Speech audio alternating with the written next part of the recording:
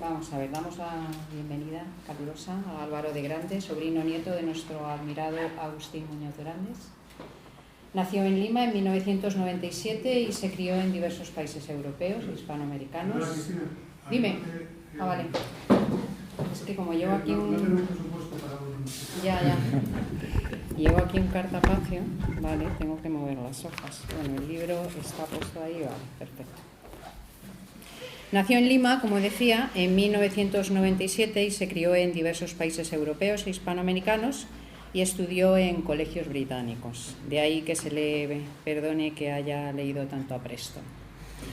Llegó a Madrid en 2017 y acabó en el CEU, gracias a Dios seguramente, donde estudió Historia, además de Diplomacia, Relaciones Internacionales, Estrategia, Seguridad y Defensa en la Escuela Diplomática de Madrid, ya a salvo de las garras protestantes.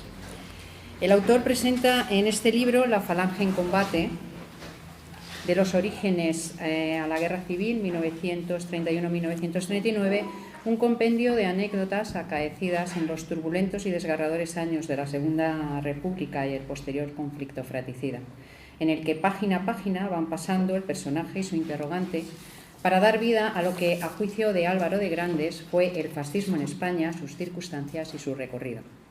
Con el fin de aportar ecuanimidad al lector, entiendo, el autor da forma a su libro ayudándose de una concienzuda lectura de múltiples obras sobre el tema, de las que comparte citas, ideas, pensamientos, percepciones, juicios y prejuicios, escritores, periodistas e historiadores a favor o en contra, e incluso algunos se comenta en nómina del PSOE.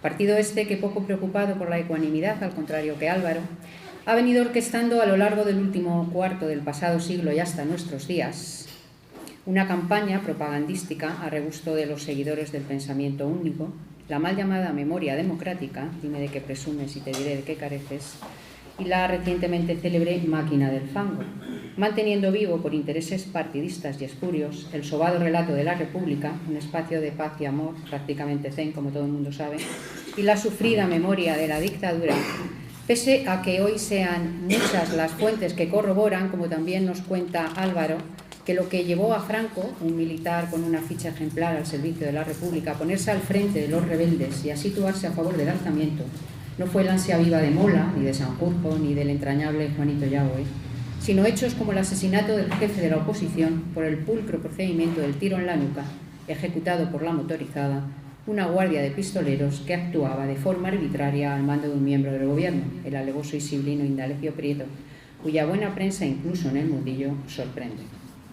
Recordar que nadie hizo nada por hacer justicia no es baladí. De hecho, el juez que más tarde condenaría a muerte a José Antonio Iglesias Portal, como subraya Álvaro tras la celebración de una farsa de juicio, permitió que los mismos pistoleros que habían asesinado vilmente al hombre al que habían votado prácticamente la mitad de los españoles, Calvo Sotelo, se llevasen de la mesa de su despacho las pruebas que lo incriminaban, mientras él hacía una procedente visita a los urinarios del juzgado, con tan mala suerte.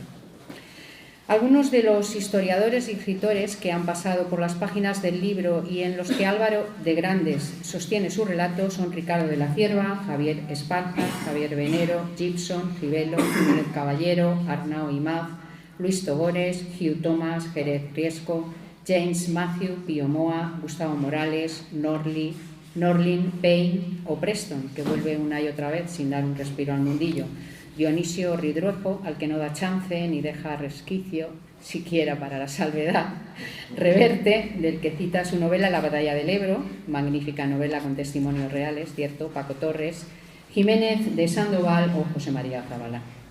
Más que un análisis profundo, lo que requeriría postulados de mayor calado y cientos de páginas más sobre cada una de las cuestiones expuestas por separado, el autor hace un recorrido colocando en escena y sobre el terreno, actor y representación, la partitura de los camaradas de la Falange Española en los años de hierro. En Alicante, bajo el último cielo al que se dirigió José Antonio para pedir sincera redención y perdón por sus ofensas, tal fue su grandeza. Hemos conversado y compartido impresiones durante los últimos años con algunos de los actores que se dan cita en tu libro y que acabas de ver en el vídeo. Analizamos con Zabala las últimas horas de José Antonio, en las que el periodista nos mostró el cautiverio final del jefe de la Falange, una obra dedicada a aquellos tristes y desafortunados días finales, periodo que analiza también Paco Torres en el último José Antonio, donde se muestra el cambio profundamente espiritual que llevó a cabo un joven abogado y político de 33 años frente a la muerte, y en el que hasta su confesor descubrió una grandeza poco común, lo que, como muy bien apuntas en tu libro, querido Álvaro, le costó la vida al sacerdote. Arnau presentó la que fue su tesis doctoral, reconocida por su excelencia por el izquierdista, of course, Tribunal de la Sorbona, a cuyos miembros el autor agradeció su honestidad por haber sido capaces de soslayar el sectarismo. Su obra, José Antonio, entre el odio y el amor, es, bajo mi humilde punto de vista, uno de esos libros a los que podemos acudir para entender lo que fuimos. Miguel Hedilla, nuestro muy querido Miguel, al que enviamos desde aquí, como ha dicho el jefe, un abrazo enorme para que se recupere de esta última recaída, presentó el año pasado, Manuel Hedilla, el falangista que dijo no a Franco, una investigación sobre el excelso y valiente trabajo que hizo su padre en los meses inmediatamente anteriores y posteriores al alzamiento, tal y como resaltas tú en tu libro. Con Honorio Feito, escritor y periodista, conversamos sobre el libro Iglesias Portal, el juez que condenó a José Antonio, un verdugo atrapado en las fauces de la intransigencia, la parcialidad y el dogmatismo de la Segunda República, convertido en juez estrella e instrumento al servicio del Frente Popular, todo un ejemplo para el juez Garza. Un hombre, dicho sea de paso, que regresó a España justo después de que sus hijas lo solicitasen por carta al Estado franquista. Sánchez Dragó nos dejó constancia en Muertes Paralelas de las peripecias, las paradojas e incoherencias de la muerte. El escritor, columnista y profesor de griego y filosofía Jesús Cota, que ha escrito desde el desconocimiento total del mundo falangista, aceptando el reto de su editor, la obra más íntima, sincera y mejor documentada sobre la relación entre Federico y José Antonio, nos descubrió en su novela Rosas de plomo por qué las rosas a veces desprenden pétalos de plomo. De la amistad entre el político y el poeta que tú mencionas en tu libro, hay que decir, haciendo honor a la verdad, que si bien no fue íntima, sí existió una atracción sincera y un profundo respeto y admiración. La poca fe con la que Cota comenzó a escribir su libro contrasta de forma asombrosa con el hondo arrobamiento que sentía al acabar su obra por la persona de José Antonio, lo que no deja de manifestar que la trascendencia de los valores, las propuestas y el comportamiento de José Antonio en aquel momento trágicamente histórico continúa emocionando e inspirando. Quizá Dragó, ya desde su puesto de privilegiado testigo, sonría al ver cómo no solo hubo muertes paralelas, sino vidas paralelas y poesía paralela. Y por último, el poeta falangista Eduardo López Pascual presentó su obra Conversaciones con Miguel Hernández, un falangista con el poeta, una novela que recoge hechos reales en torno al poeta Miguel Hernández y que relata sucesos poco conocidos por el público.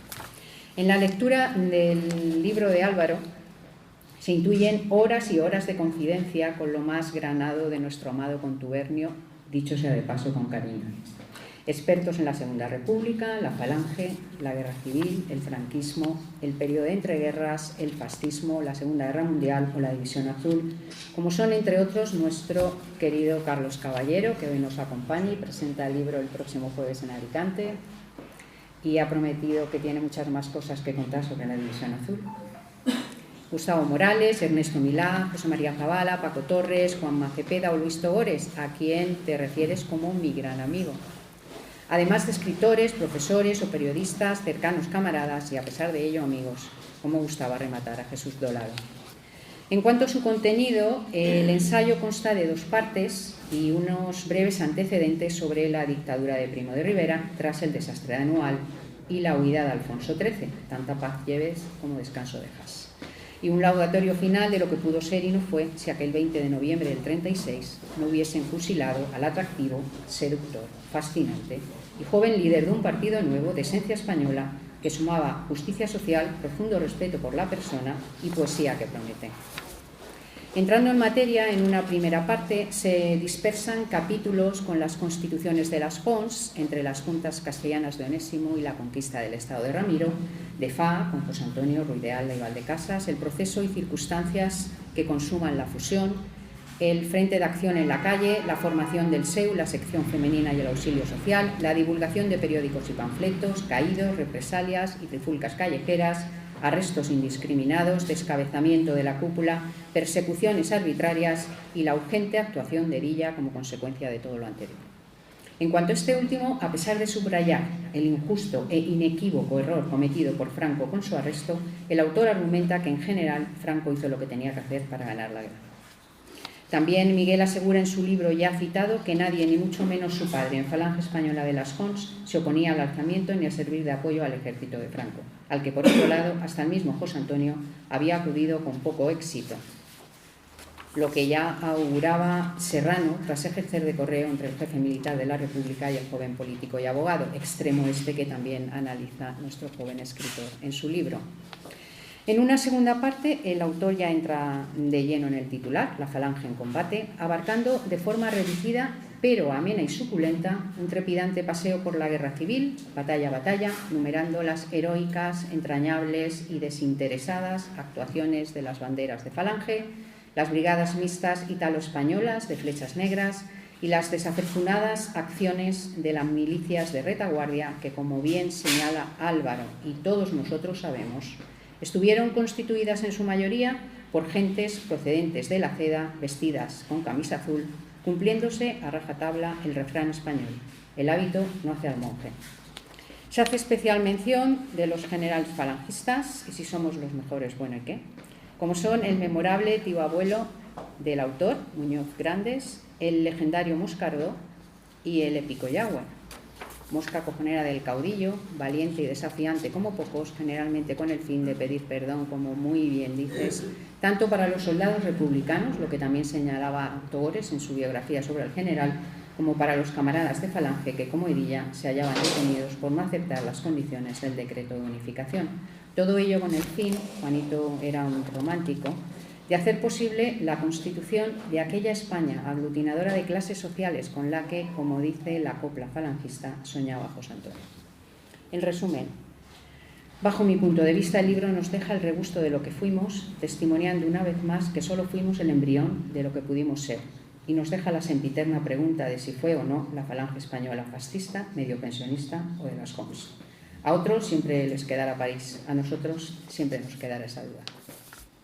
Y ahora, si me lo permitís, acabaré con un par de preguntas y una apreciación sobre el texto antes de entregaros el turno de palabra. Álvaro, en tu libro das por hecho que José Antonio es indiscutiblemente el líder fascista español. Y sin que ello te impida ver que veas en figuras como la de Jiménez Caballero, el fascista por antonomasia, lo cual no es contradictorio.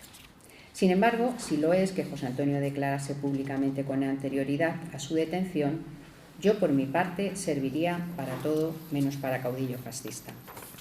Tú mismo resaltas en tu libro lo que el periodista extranjero Henry Buckley, no sé si lo digo bien, Buckley, sí, declaró tras entrevistar al jefe de la Falange. José Antonio es uno de los hombres más amables que he conocido y tiene un aspecto poco real en su papel de líder fascista. Esto lo declaraba, digámoslo sin ambages, un reportero de guerra que había llegado a España a informar sobre las bondades del bando republicano y las execrables acciones de los rebeldes. En guerra, la propaganda es el verdugo, el killer de la información, esa que dicen contrasta y se atiene a los hechos.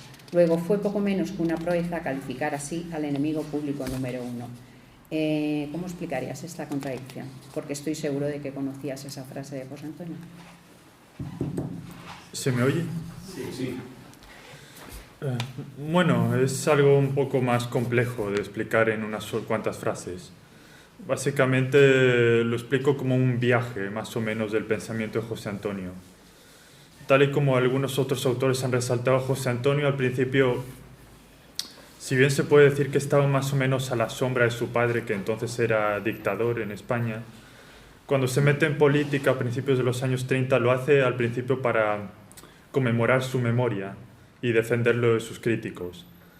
Pero al mismo tiempo, como han señalado otros autores como Paco Torres, pues José Antonio empezó a interesarse por la política, primero por eso y luego por su sentido patriótico.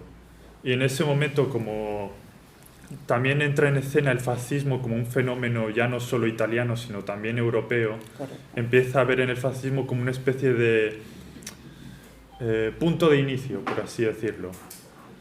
Es verdad que le tiene sí, es muy evidente el respeto que le tiene a Mussolini y se llega a reunir con él al menos 3 veces en su vida, pero es verdad que luego empieza a matizar un poco su pensamiento y empieza a marcar un poco sus diferencias, así como las características propias del movimiento nacional sindicalista. Luego ya cuando ocurre todo el trágico tema de su arresto, luego su traslado a Alicante y luego a vísperas de su muerte, pues uno puede llegar a sacar la conclusión de que José Antonio empezó a moderarse un poco más y a cortar distancias con su pasado. Algunos dicen que por temor a último minuto, otros por querer resaltar otra vez el carácter cristiano y humano de su persona. Pero vamos, yo creo que no contradice mucho lo que él creía que era lo correcto, el proyecto que tenía que ofrecer a España. Simplemente las circunstancias hicieron que la cosa no fuera muy bien y bueno, que al final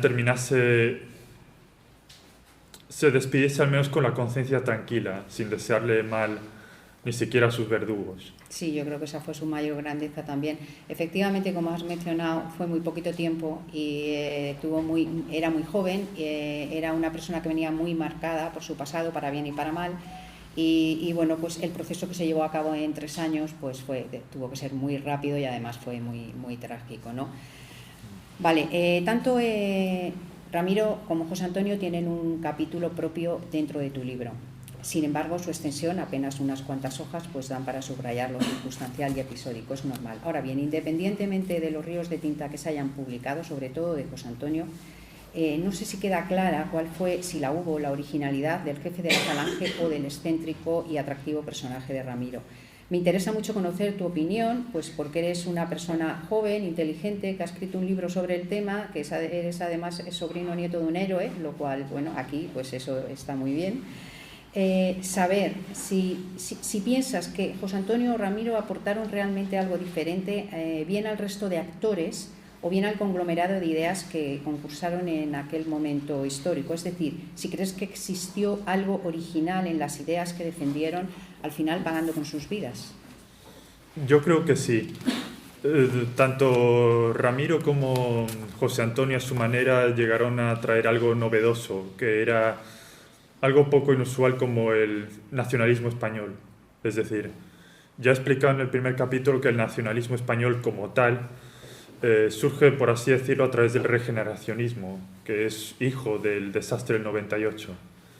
Sin embargo, en el caso de Ramiro y José Antonio, lo que hacen es darle este componente revolucionario, que es poco inusual de una sociedad más o menos tradicional y sobre todo rural como es la española. De ahí que, por así decirlo, el fenómeno que ocurría en las entreguerras en España llegase a tardar más en desarrollarse. Y bueno, aquí comento de todas formas que la relación entre José Antonio y Ramiro fue sobre todo de respeto y de camaradería, si bien hubo ciertos episodios de disputa y de confrontación sobre cómo debía dirigirse el partido y qué es lo que tenía que hacer. Estoy de acuerdo contigo. Y bueno, luego llego a mencionar este capítulo en el que al final Ramiro Ledesma se va de las Jons. Algunos dicen que fue expulsado, pero bueno, yo lo dejo así de forma un poco ambigua. Sí, yo creo que lo tratas de una forma muy, muy respetuosa y que realmente hay que ser muy respetuosos con 2 personas tan jóvenes que se jugaban tanto, que al finalmente fue su vida, y que tuvieron muy poquito tiempo y unas circunstancias muy, muy, bueno, difíciles para reaccionar. Sí, claro. Creo que está tratado ese tema con muchísimo respeto y realidad, o sea, es que no podemos saber más sobre el tema. Y también quería añadir como punto final la reconciliación entre ambos personajes, porque algunos lo han ignorado por completo y otros han dicho que ya nunca más volvieron a hablarse, pero vamos, aquí en el libro contradigo lo que afirma Eric Norling de que no hubo tal reconciliación, como afirmaba Antonio Gibelo en su biografía, pero por el contrario yo, citando a Arnaud Imaz, comento que sí, Ramiro Ledesma, usando un nombre falso, fue a visitarle el 2 de mayo de 1936 en La Modelo, y finalmente como que se despidieron sabiendo un poco, de forma un poco triste, como si sabían lo que les iba a deparar el futuro. Y luego ya más adelante José Antonio le pidió a Agustín Aznar que contactara con Ramiro Ledesma para prepararse para el alzamiento nacional. Y ahí ya el resto es historia. Bien. Un último apunte.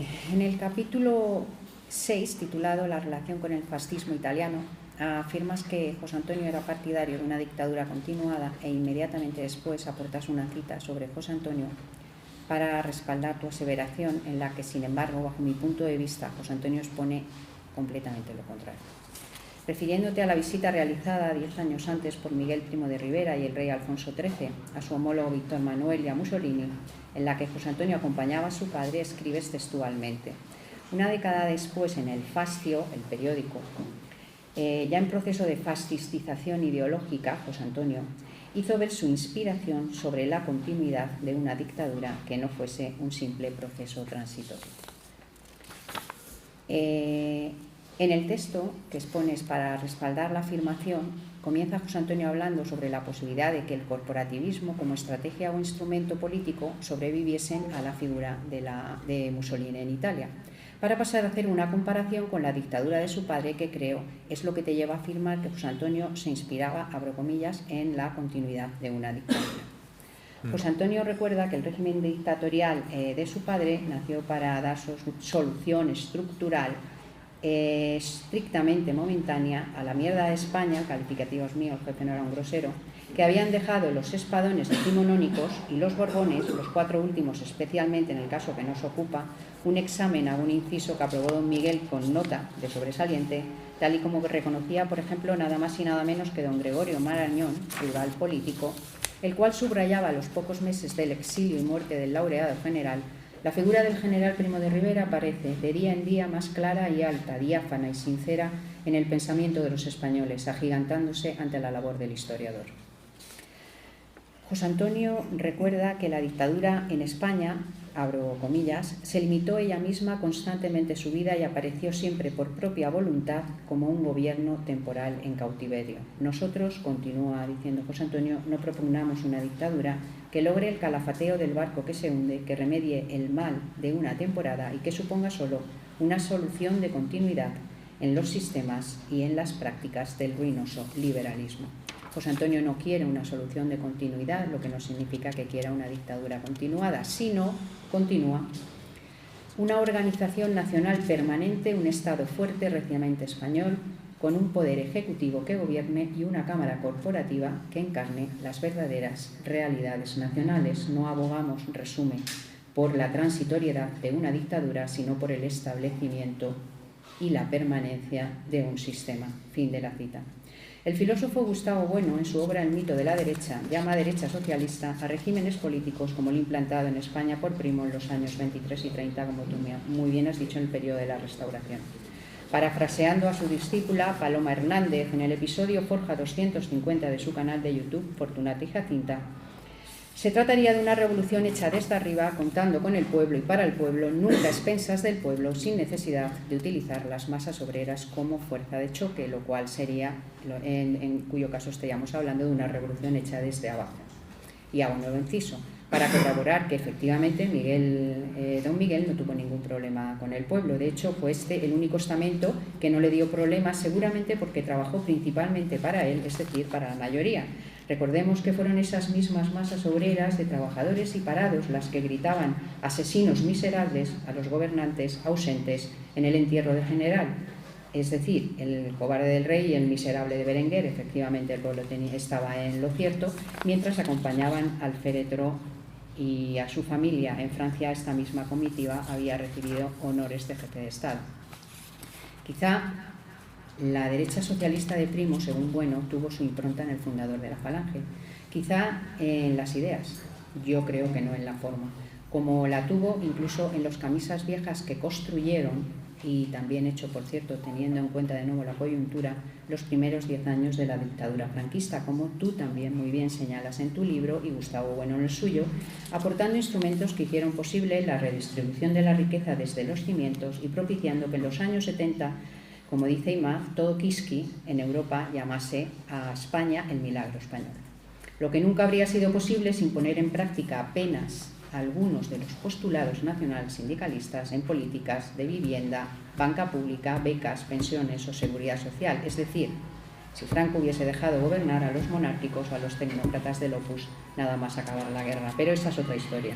Centrando el tema y aún aceptando que hubo influencia lógica de su época y su familia, una época donde la nueva política frente a los viejos postulados liberales aborrecidos por el pueblo eran el fascismo y el comunismo, y una familia en la que los héroes se remontaban a los tercios y llegaban hasta el desembarco de Alhucemas, con el que su padre se había convertido en el hombre más amado por las madres españolas. Queda meridianamente claro que el jefe de la Falange no solo se inspiró en una dictadura, sino que en lo más profundo de su visión política, José Antonio estaba convencido de que la aspiración a una vida democrática, libre y apacible será siempre el punto de mira de la ciencia política, por encima de toda moda, la forma y el contenido de la democracia. Yo he acabado, Álvaro, muchísimas gracias por acompañarnos. Si tienes algo que decir de esto último que acabo de decir, y si no, pues les pasamos la palabra. No, a mí todo está en orden. Está en orden. Muy bueno. Vale. Sí. Muchísimas gracias. Se agradecen los comentarios. Gracias. Se va a abrir un paso ahora de ruegos y preguntas. ¿Sí? Bueno, si el jefe... ¿Te viene bien? Sí. Bueno, pero yo te quería hacer una pregunta. Bueno, primero, decirle a Cristina que gracias a Cristina, a partir de ahora a los autores no los traemos porque tenéis los libros. Sí. Lo segundo es, Álvaro, me gustaría saber por qué debemos de comprar tu libro y qué nos aporta tu libro en la bibliografía falangista en estos momentos. A ver, el libro lo empecé a escribir durante la pandemia. Surgió como una idea y empecé a desarrollarla lentamente. Bueno, el libro más que nada es como una historia comprimida que la he hecho para hacerla más asequible al público, tanto para simpatizantes de Falange como para gente que simplemente le interesa la historia. La razón por del título y de los años que están aquí anotados es porque he pensado que no se podría contar una historia de Falange sin darle sobre todo especial hincapié a la guerra civil y su final, porque al fin y al cabo, tal y como dijo Carlos Caballero Jurado, la guerra civil es un episodio endógeno nuestro, por mucho que otros historiadores le hayan querido dar esta, a mi parecer, excesiva importancia dentro del escenario internacional o como preámbulo de la Segunda Guerra Mundial.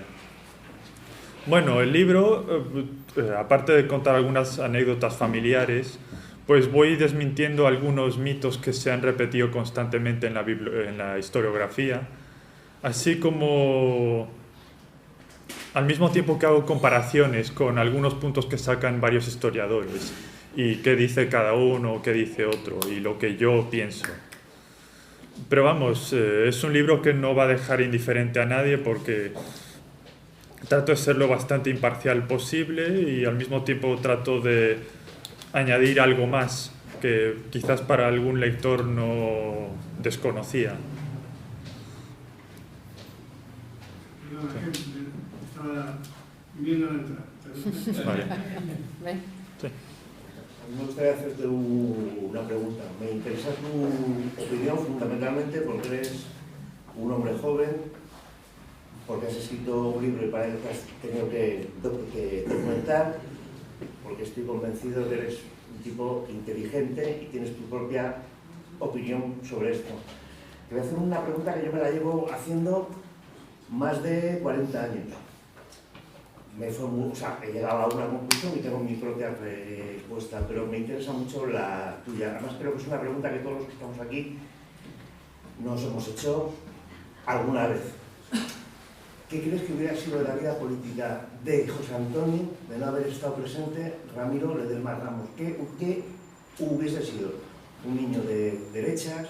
¿No hubiese sido nada y se hubiera dedicado toda la vida a defender la memoria de su padre? ¿Qué crees que hubiese sido de él políticamente si no hubiese existido Ramiro?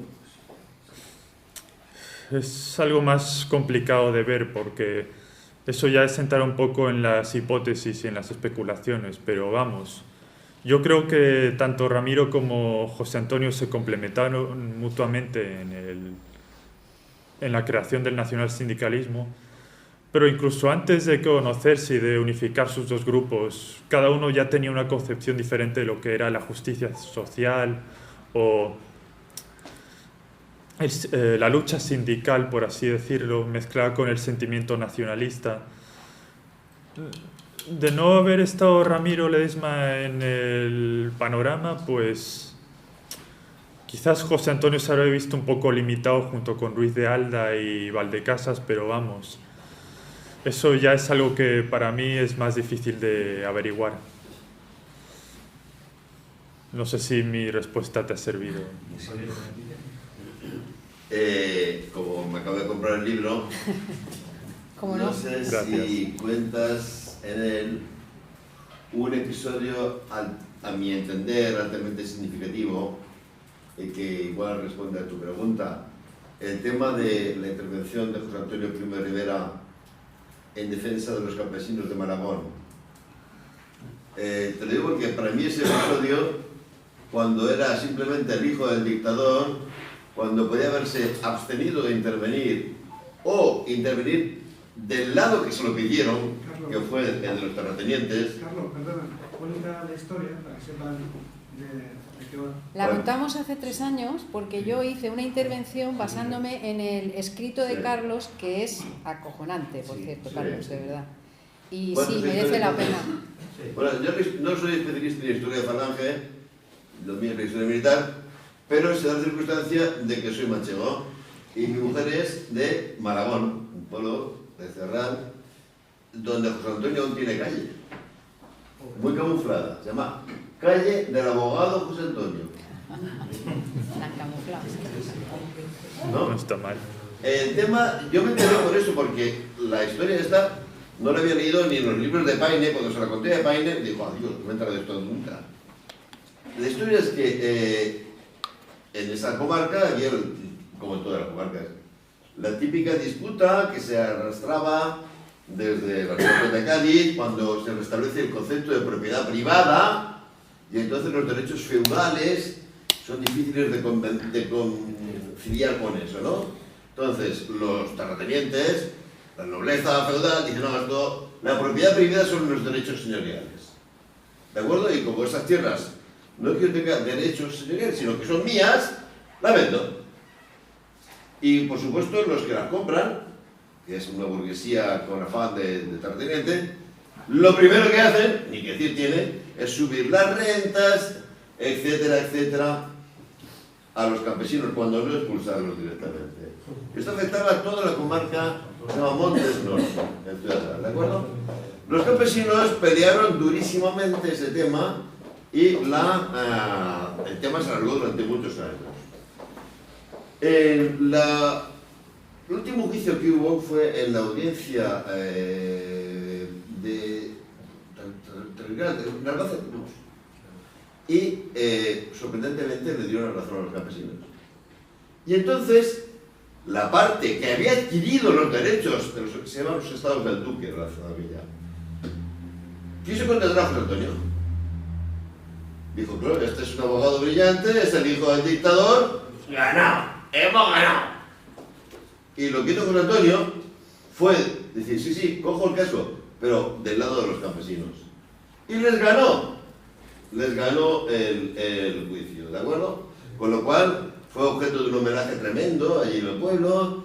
Eso yo me enterraba porque la historia del pueblo, que bueno, existe la historia del pueblo por todas partes, que es muy gorda, yo me enteré de eso y dije, adiós, pues a mí esto no me suena de haberlo leído ni en Paine ni en ningún sitio y lo conté. No quiero decir yo ninguna investigación tremenda, ¿no? Sino que me vino sobre el oído porque mi mujer es de Maragón. Entonces, A mí ese tema es el que me demuestra que antes de siquiera tener idea de dedicarse a la política, tenía un sentido absolutamente innato de la justicia social y de su compromiso con la justicia social. Sí. Porque voy a dicho yo, ¿y qué me cuentas? Yo, porque me entra y me salgo, yo me dedico a lo mío. Y lo asumió. Entonces, a mí ese episodio me es muy... No sé si lo cuentas en tu libro ese tema. Me alegro muchísimo que lo hayas mencionado, Carlos, porque desafortunadamente no he llegado a incluirlo en el libro, más que nada porque había oído vagamente cosas de que José Antonio había ayudado a impedir que se cometiesen varios desahucios en el sur de España. Sí, es más complicado que eso, ya te digo. Esto es una comarca, los que Mándale pleiteaban Sí. contra los terratenientes eran casi 4.000 campesinos. Eso. No millares. cuántos terratenientes. Eran Malagón, Fuente del Fresno, Porzuna, toda la comarca. Sí.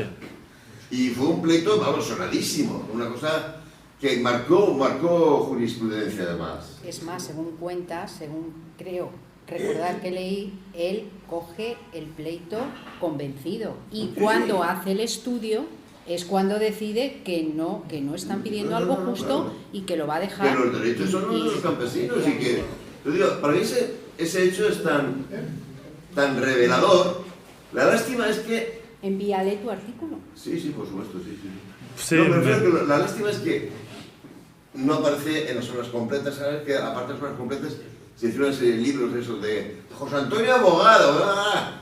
En ninguna parte está el texto jurídico suyo en defensa de los campesinos. Bueno, a lo mejor te vas a un archivo judicial, sí. Yo no. Pero sería interesantísimo porque demuestra esa predisposición.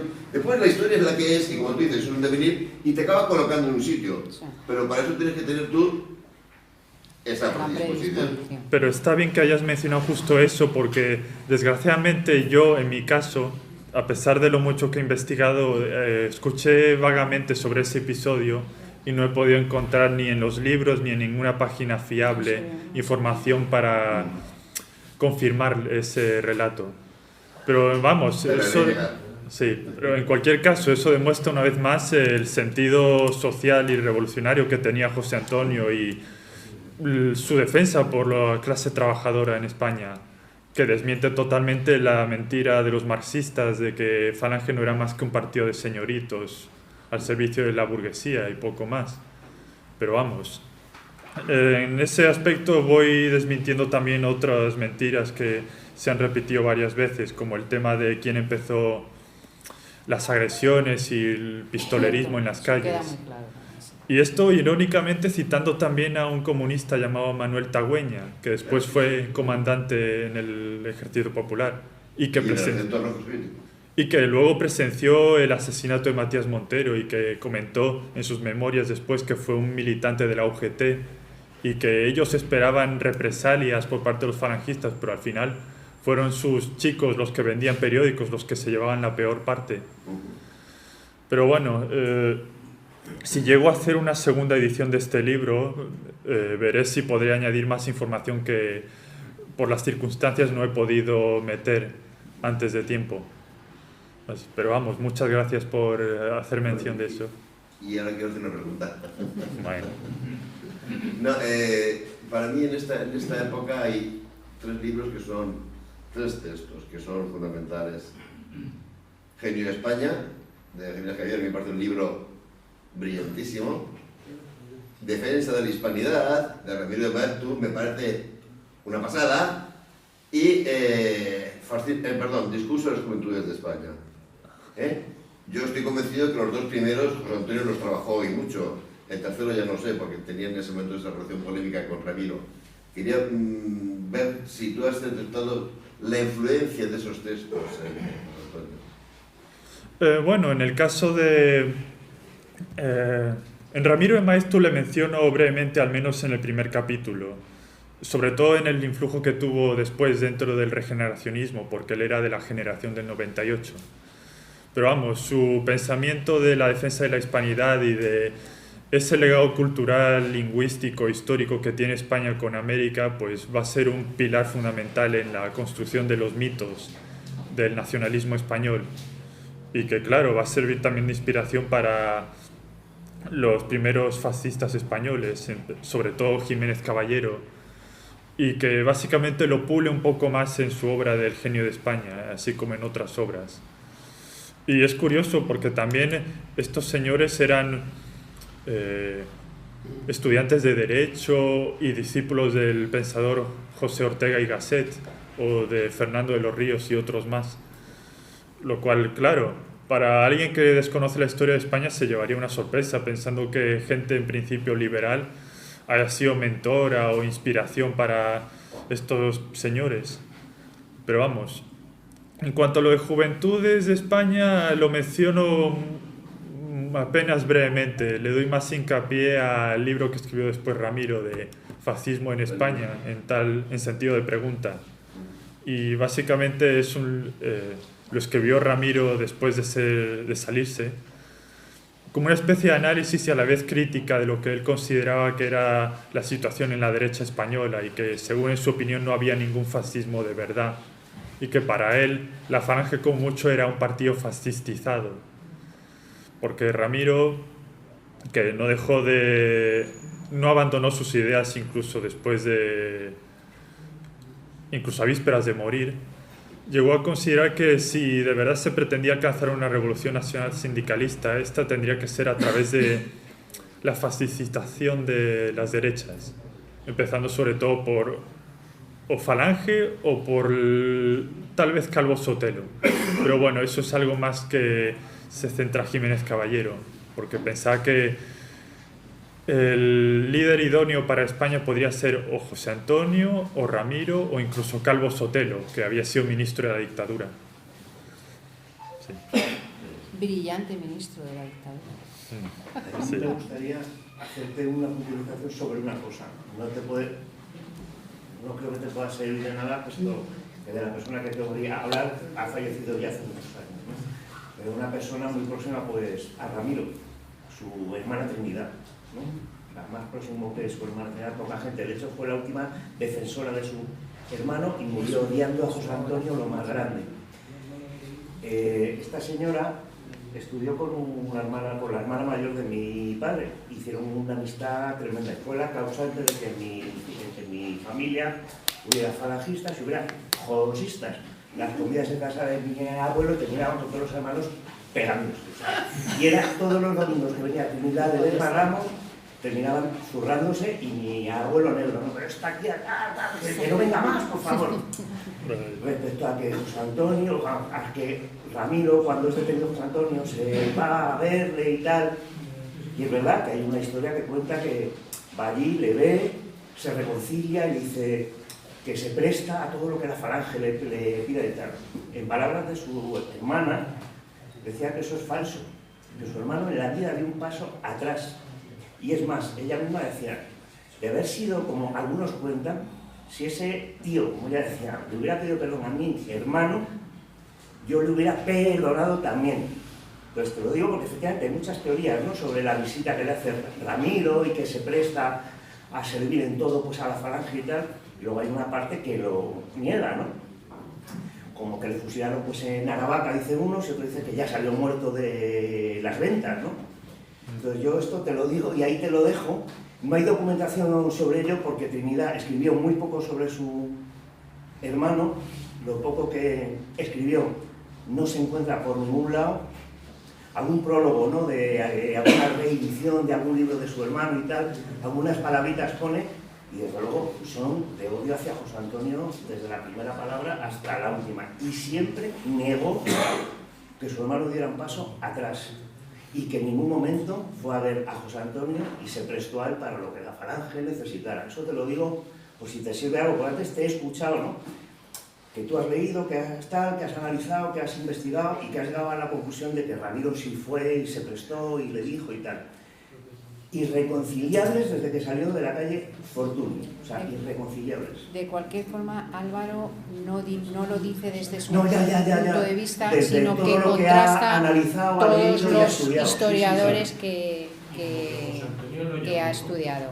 Y Sí, de cualquier forma, justo, también, no lo aseguras tampoco, es que ninguno de ellos lo asegura, todo el mundo piensa, creemos que quisieron, creemos que al no final quisieron. viene de terceros, la Claro, información.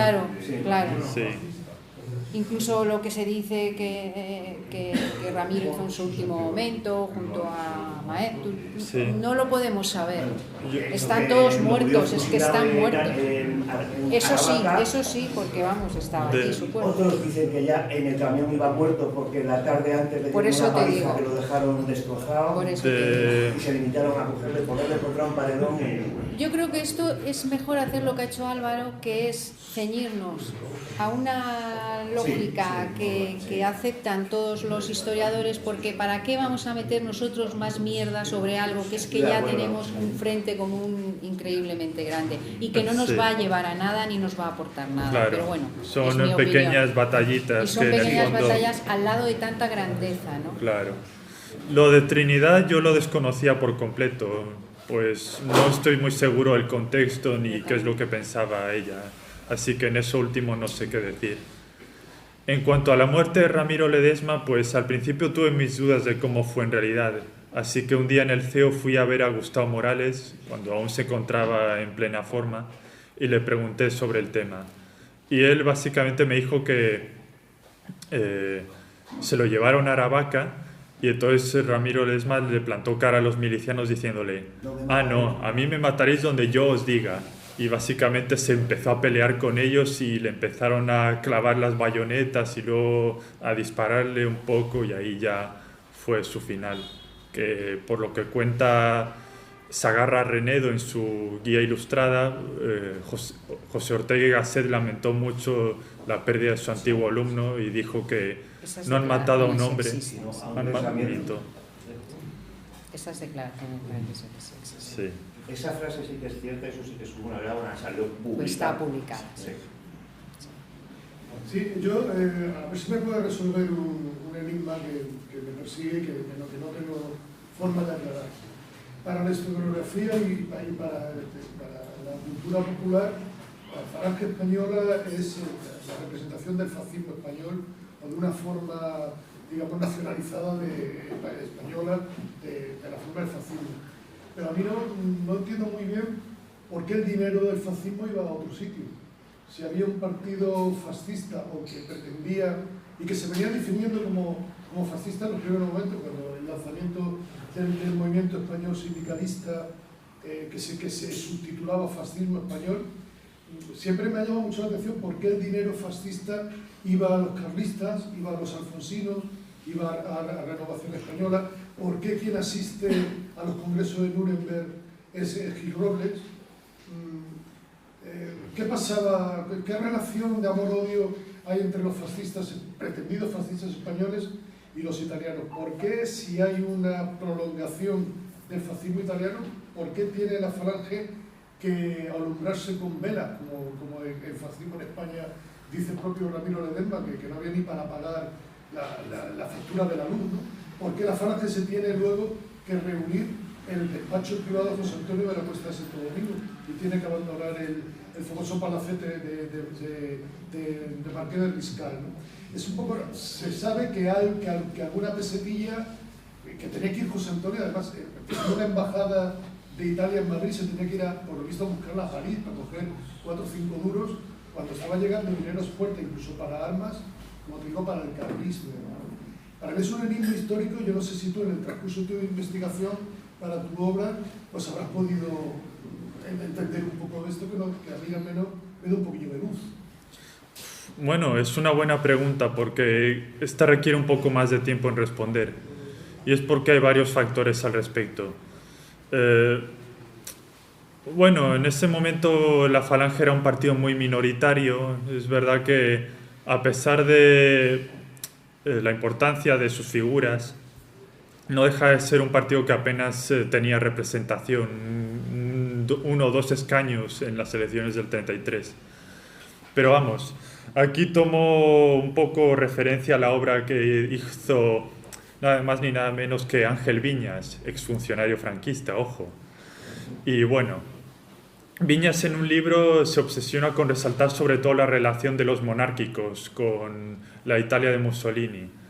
Porque, claro, en ese libro la Falange tiene un papel casi insignificante. Porque lo que tratan de demostrar es que aquí los monárquicos ya desde el principio empezaron a contactar con Roma para ver si recibían financiación y armas para dar un golpe de Estado que pudiese traer de vuelta a Alfonso XIII al trono. Pero claro, el tema es que Italia, a pesar de que no sentía mucha simpatía por el nuevo régimen republicano, Mussolini estuvo jugando un poco como mediador y a la vez como un actor cauteloso. Quería ver un poco cómo se desarrollaban los eventos y bueno, sus ministros y sus representantes están observando un poco los eventos y ayudando en alguna financiación. En el caso de la Falange, pues bueno, al principio esta llegó a un acuerdo con Antonio Coicochea, el líder del Partido de Renovación, y que era amigo personal de José Antonio. Claro, fue varios meses después de que se fundara la Falange, y eso es algo que la gente ignora. Pero vamos, el problema es que ya en menos de un año José Antonio rompe con los monárquicos después de un discurso en abril del 35. Y claro, esto provoca que se le corte el grifo. Y entonces él y Eugenio Montes y otros más van a visitar a Mussolini a Roma y le piden una financiación que les sirva para mantener tanto la sede como sus periódicos. Y bueno, como has mencionado antes, José Antonio se supone que viajó a París para recoger la suma del dinero en la embajada italiana. Pero vamos, algunos autores como Sigfredo Ehlers dudan de esto y tienen su escepticismo sobre si era necesario pegarse tanto viaje y tanto pago para recoger solo esa cantidad. Pero vamos, el hecho es que al principio el gobierno italiano le financia a Falange de 50.000 liras, que luego van descendiendo poco a poco a 25.000 más o menos, hasta las elecciones de febrero. Pero y aún así, Falange tampoco estaba en el punto de mira, porque ya están los carlistas, que ya estaban con sus propias milicias y sus armas, y los monárquicos, que tenían mucha más representatividad y más peso en política exterior. Y bueno, el tema de la derecha en España durante los años de la Segunda República es un tema muy complejo, pero un hecho innegable es que, claro, Falange en ese momento era un partido demasiado pequeño para darle tanta importancia como adquirió después, que eran más bien los monárquicos, los que ansiaban dar un golpe de Estado para no solo restaurar al rey, sino que pusieran a Sanjurjo como jefe del Estado. Curiosamente, algo que me llamó la atención de Viñas es que José Antonio, durante su tiempo en la cárcel, llegó a contactar con un emisario... Bueno, ¿dónde está? Ah, sí. Que llegó a mencionar en una conversación con un carlista que su intención no era acabar con los partidos políticos, sino conservarlos para que luego, una vez regresara libre, se situara entre ellos con una posición de más poder.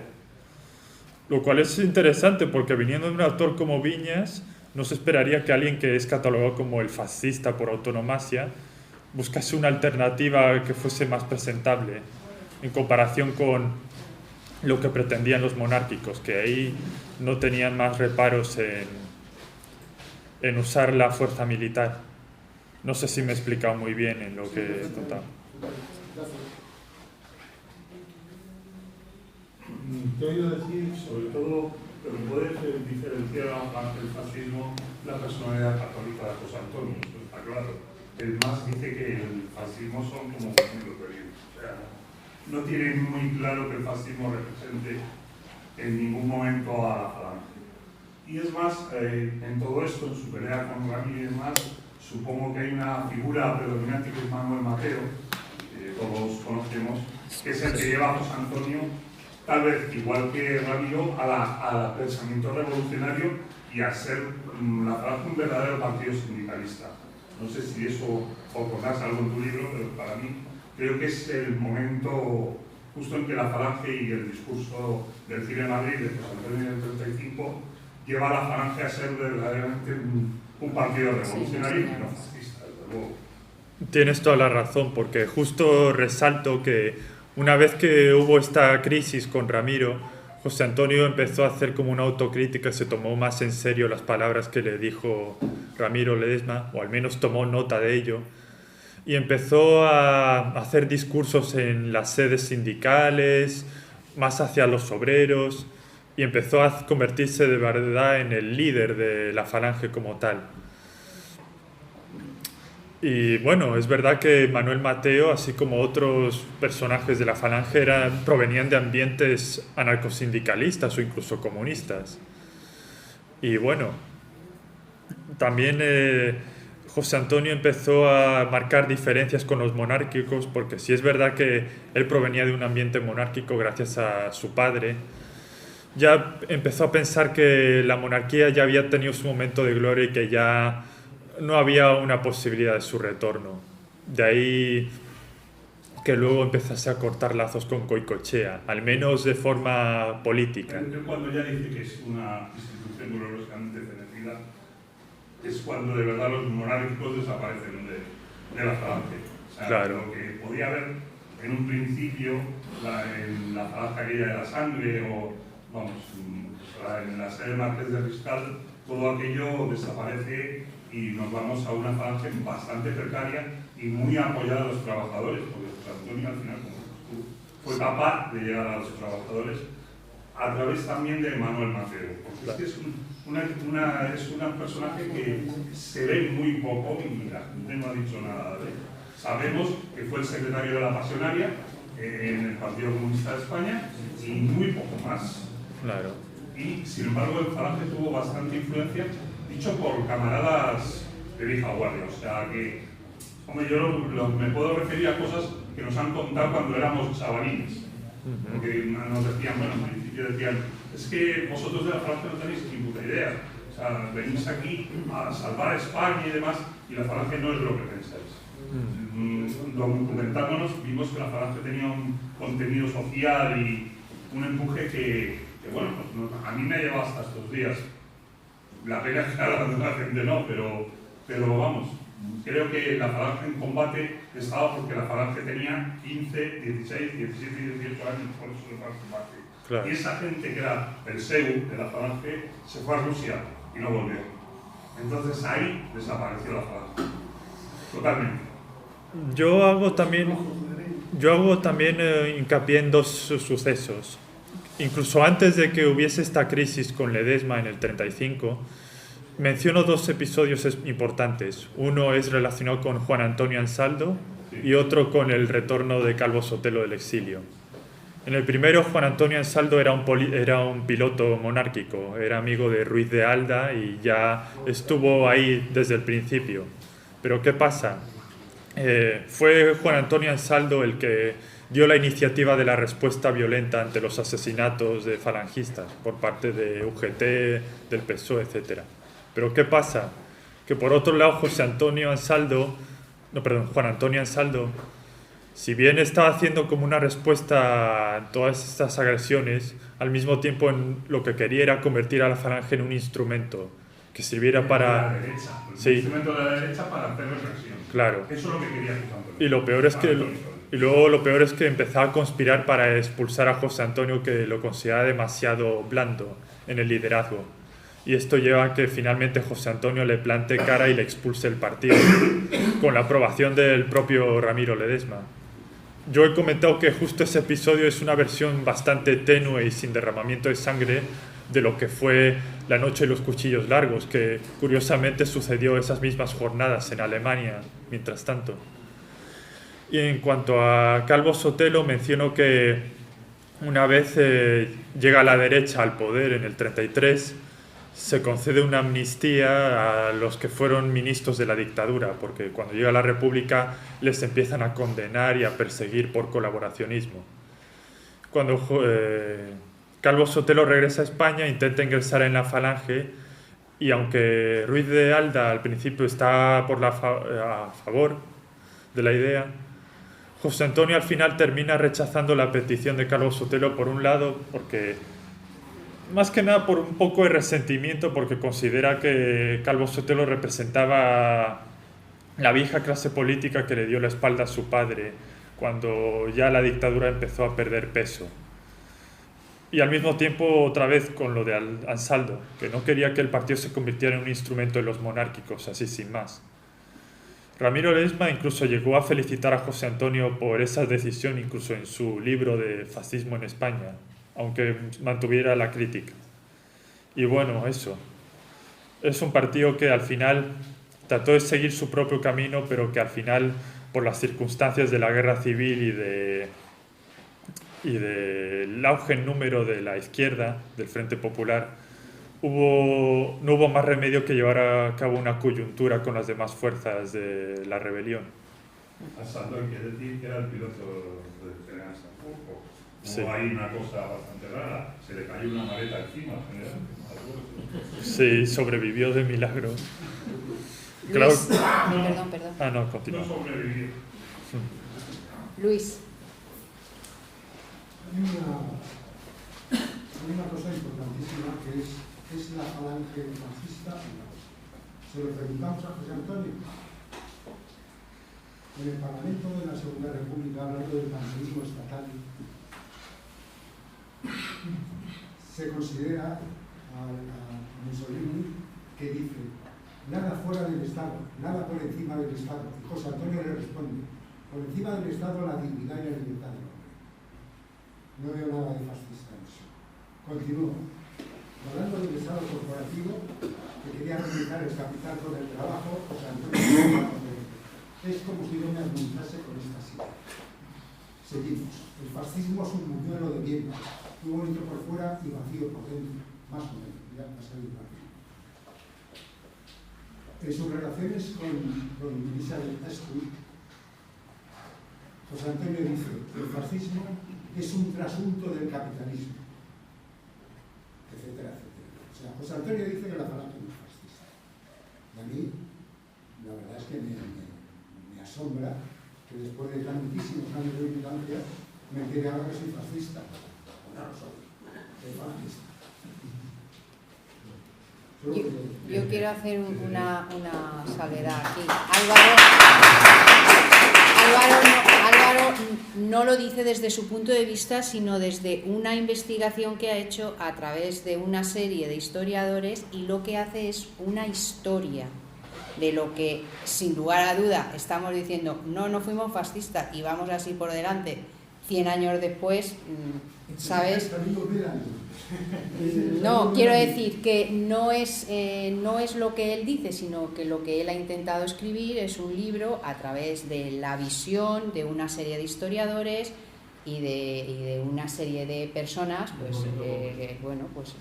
Carlos se puede considerar desde luego un historiador y un profesor de historia de muchísimos años y un escritor, entonces son personas que han trabajado mucho ese tema y él simplemente va contrastando en un libro que tiene la extensión que tiene y que le ha pasado como la falange, pues que es una cosa muy, muy pequeña para toda la historia que has intentado abarcar, entonces claro. Él ha elegido para mí una historia de anécdotas que se van siguiendo y claro, a veces son tantas que ahí, pero bueno, se plantea una segunda parte del libro, habla con Luis, sabe muchísimo también, se va a dar citas de todas las que quiera, le encanta la historia, sabe mucho, la verdad, y bueno, pues puedes ir ampliando, pero vamos, que no es lo que él dice, sino una investigación a través de una serie de historiadores.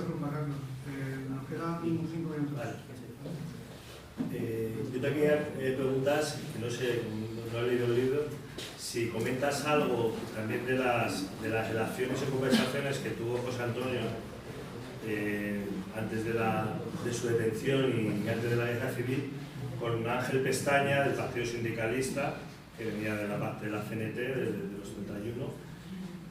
Y si piensas que realmente, mi pensamiento es un poco que José Antonio en esa época tan convulsa, él iba buscando sus soluciones, por lo tanto situarlo en el fascismo, que yo creo que nunca fue fascista, pero claro, era lo que había en ese momento, y él fue buscando, y como dice Julián también, que con esa relación con Manuel Mateo, él se fue posicionando en el mundo más social, en la parte más social, ¿no? Y fue buscando esos referentes o incluso esos aliados, como pudo ser las conversaciones con Ángel Pestaña, que después no llegaron a nada.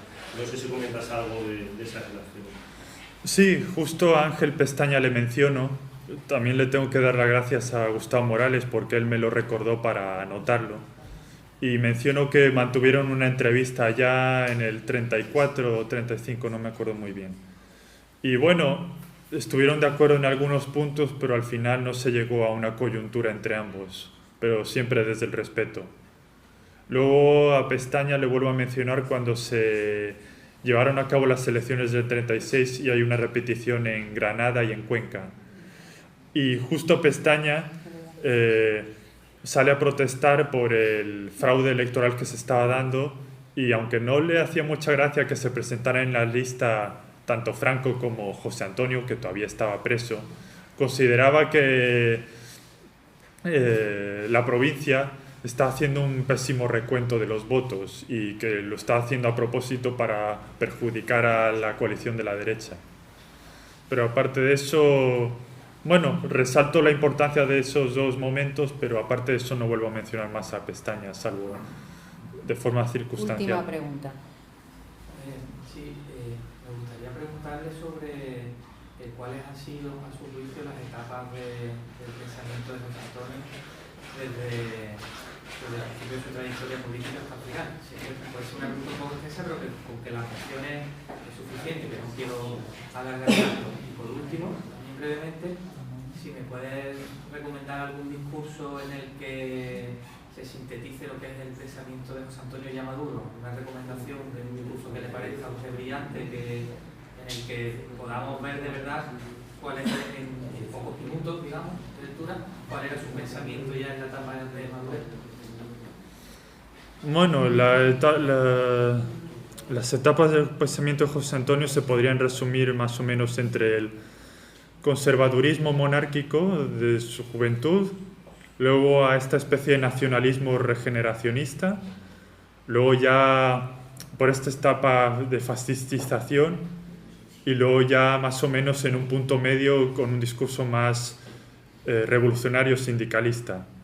Luego ya durante sus últimas jornadas de vida vuelve a retorcer un poquito más hacia esta especie de nacionalismo, pero de característica cristiana, y ya por ahí se queda en poco más.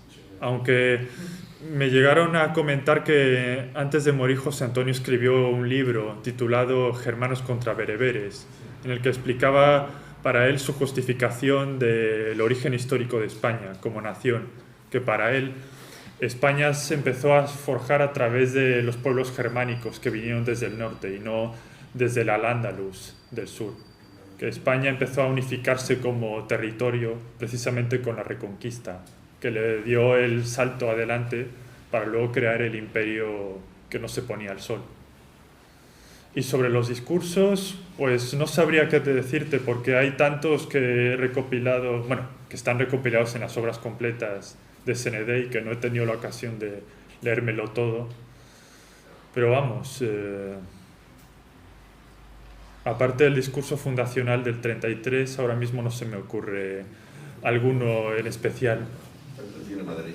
Sí. Sí.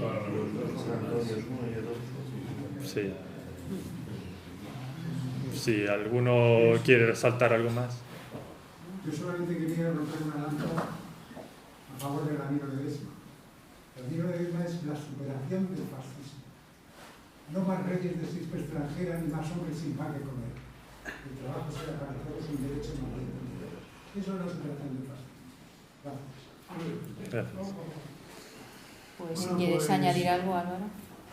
Bueno, no podía terminar esto con una anécdota que me contó mi tío hace mucho tiempo.